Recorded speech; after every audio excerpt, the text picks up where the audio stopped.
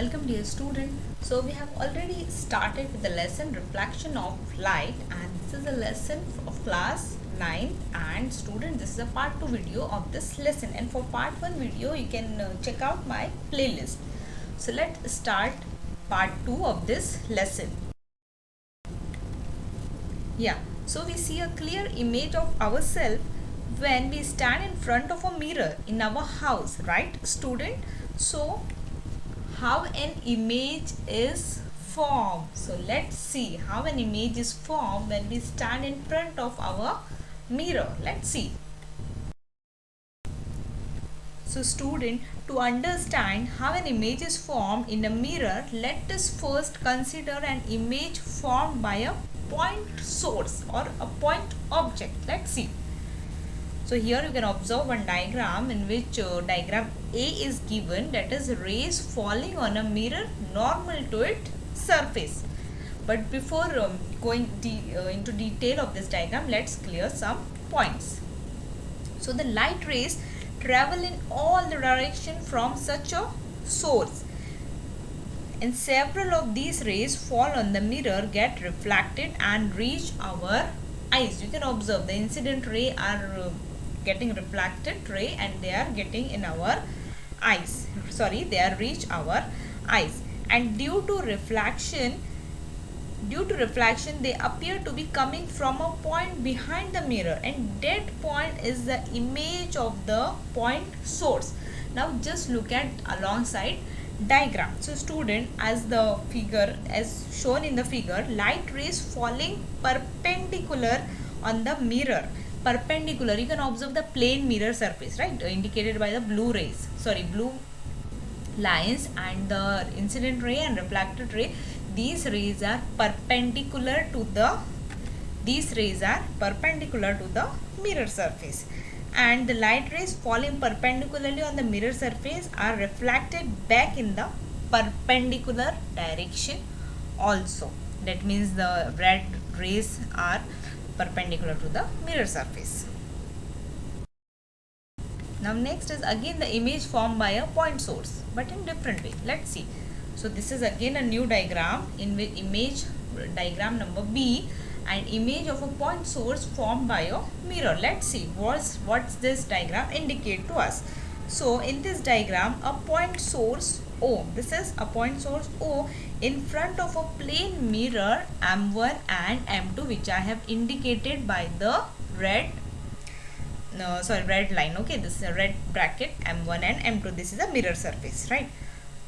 So incident ray OR1, just now I have shown by the black ray OR1, this is the incident rays, and OR2, this is again a incident ray. These two are incident ray, OR1 and OR2. So these two rays are getting reflected according to the laws of reflection along the path R1 S1 and R2 S2. That means rays OR1 and rays OR2 are reflected in the manner R1 S1 and R2 S2. Is that clear? Okay, so when these reflected rays are extended, now these rays, that means R1 S1 and R2 S2 are extended behind the mirror, which I have indicated with the yellow lines. So when these rays are extended behind the mirror, they meet at a point O1, right? So these two extended rays meet at one point, that is the O1, and other rays starting from O also get reflected and appear to be coming from O1, and thus point O1 is the image of the point O. Now you can observe the object, right? Object in the picture, which I have indicated with the yellow circle O. So image of the O is formed at a point O1, okay, at the right hand side. You can observe with the O1 with the black circle, which I have indicated, right?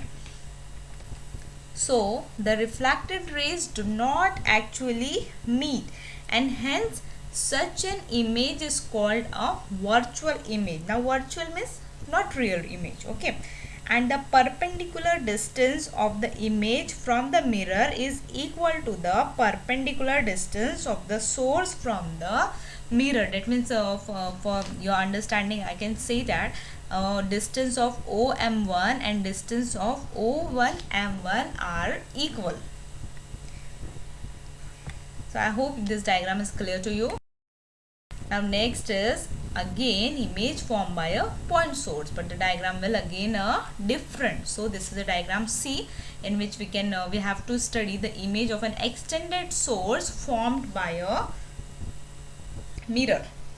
So if we use an extended source instead of a point source, now in diagram number A, in the previous two slides, that is diagram A and diagram B, we have seen the point sources, but this is the image formed by an extended source. Okay, this is not a point source. So an image is formed of every point of the source, thereby forming an extended image of the whole source. Now let's understand the diagram. So as shown in the diagram, you can observe an extended source, that is PQ. Okay, this is a pencil PQ. It is an extended source is kept in front of the mirror M1 M2. This is the mirror. Okay, so the images of P and Q are formed at the images of P will be formed at P1, and similarly the image of Q will be formed at a point Q1.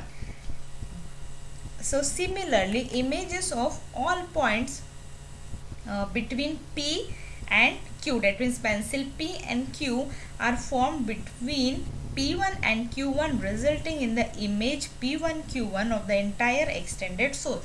So in simple way we can say that the image of PQ and all the points between the P and Q will be formed between the P1 and Q1.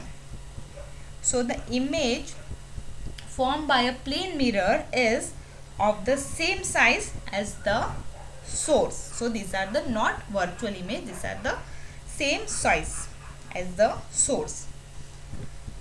So these are the three conditions in which we have seen the in which two slide we have seen the image formed by a point source, and in the third slide, in this slide we have seen the image formed by the extended source. Yeah, now let's see what is a lateral inversion. So student, here you can observe the picture in which the image of a letter, the image of a image of a word left is formed in the mirror. So the image of a word left appears laterally inverted in the mirror. Okay, laterally inverted. So the image of every point on the word is formed behind the mirror at the same distance from the mirror as the point itself, and this is called the lateral inversion. Now let's see the proper definition of this. So when the image of an object is erect but is inverted, okay, erect but inverted, in the lateral side, it means the opposite side, it is called the lateral inversion. That is, the left side comes to the right and the right comes to the left. You can observe the alongside picture how the image is formed. It is laterally inverted, and the left side comes to the right and the right comes to the left. This is nothing but the lateral inversion. So when a person stands in front of a plane mirror, how is the image formed? What is the nature of the image? So here I have put one picture on the slide. You can observe a person is standing in front of the mirror, and the person's right hand is shown in the mirror is the left hand of the image. Just now we have seen in the previous slide, it is lateral inversion. That means object or a person's right will be indicated in the mirror as left, and the left will be indicated as the right. So what is the nature of the image? So image will be laterally inverted, image will be formed. So student, I hope you all have understood this very simple and interesting concept related to the mirror. Thank you students.